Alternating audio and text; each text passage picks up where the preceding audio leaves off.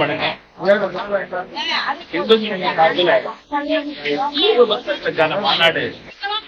June மாதம் 22ஆம் தேதி அம்மா திடல் நமக்கு எல்லாருக்கும் பாண்டி கோயில் பக்கத்துல இருக்கு. அந்த இடத்துல பெரிய அளவுல ஏற்பாடாயிருக்கு.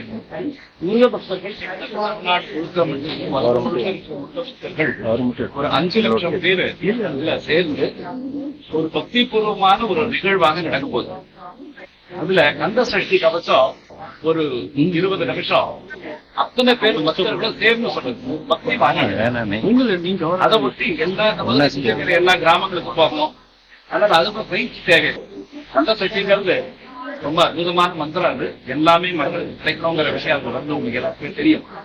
அதனால இந்த கந்த சஷ்டி கவசம் பாடணும். அந்த நிமித்தம் வேணும் வேல் வச்சு வேல் வழிபாடு அழித்து பகுதியில் எல்லா இடங்களையுமே நடந்துட்டு அன்னைக்கு எல்லாரும் வருவாங்க. அதை ஒட்டி இன்னைக்கு மணிக்கு அந்த வேல் வச்சு பூஜை பண்ண அவங்க வீடுகள்ல அவங்க சேர்ந்து சொல்றாங்க. பயிற்சி ஆயிடுச்சு. வெறும வழிபாட்டுக்காக மட்டும் போகாம கோவிலுக்கு போனா பக்தி பூர்வமா போகணுங்கிற எதிர்பார்ப்பு போயிட்டு இருக்காங்க. அதெல்லாம் மாறும்.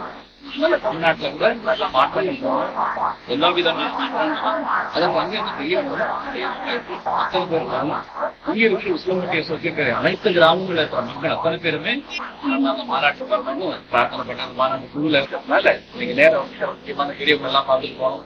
முருகன் கோவிலுக்கு இன்னைக்கு அபிஷேகத்துக்கு கொடுத்து கந்த சஷ்டி பாடி நம்ம பயிற்சி எடுத்துட்டு அந்த 22ஆம் தேதி ஜூன் மாசம் 22ஆம் தேதி அந்த பாண்டி கோயில் பக்கத்துல இருக்கிற அம்மா திடலுக்கு நம்ம அத்தனை பேரும் வரணும். ஆர்ப்பரிச்சு வரணும். வெற்றிவேல் முருகனுக்கு, வேல் முருகனுக்கு, அப்பனுக்கு, அப்பனுக்கு, அப்பனுக்கு, அப்பனுக்கு, நாதனுக்கு, குமரனுக்கு. இப்ப பழனியில நடக்கும்போது அந்த அளவுக்கு சிறப்பா நடந்துச்சு. அதே சிறப்பு இங்க நடக்க வாய்ப்பு. போட்டி எல்லாம் கிடையாதுங்க. இது வந்து ரொம்ப தெளிவு பக்தி பூர்வமா. இது இந்து சமுதாயத்துல இந்து அமைப்புகள் எல்லாரும் எப்படி இருக்கும் சொன்னா நம்ம அரசியலுக்கு அப்பாற்பட்டு முருகன் பக்தி எப்படி இருக்கணும், முருகனுக்கு எப்படி வழிபாடு செய்யணும், அதுக்குண்டான கண்காட்சிகளா கூட இப்பவே திறந்து வைக்கிறாங்க. அதனால ஒரு வாரத்துக்கு உண்டானது ஒரு வாரத்துக்கு முன்னாடி இப்ப திறந்துருவாங்க.